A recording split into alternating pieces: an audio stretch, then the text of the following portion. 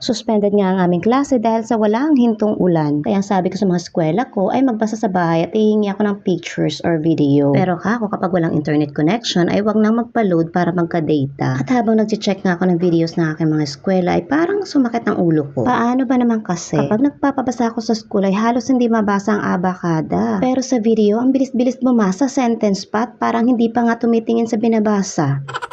Nag-uulian na ba si teacher o sadyang may mali? Anyways, masasagot ang katanungan ni teacher pag may pasok na ulit. I-flex ko na rin pala itong aking jukay-jukay na dress na hindi ko alam kung buhay pa ba ang nagmamay-ari nito.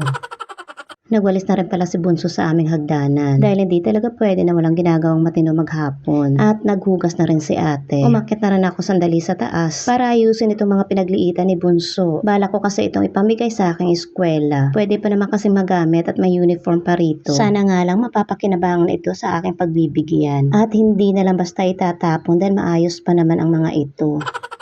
Dalangin ko para sa lahat ay nasa maayos kayong kalagayan dahil sobra-sobra na ang buhos ng ulan. Ingat po tayong lahat.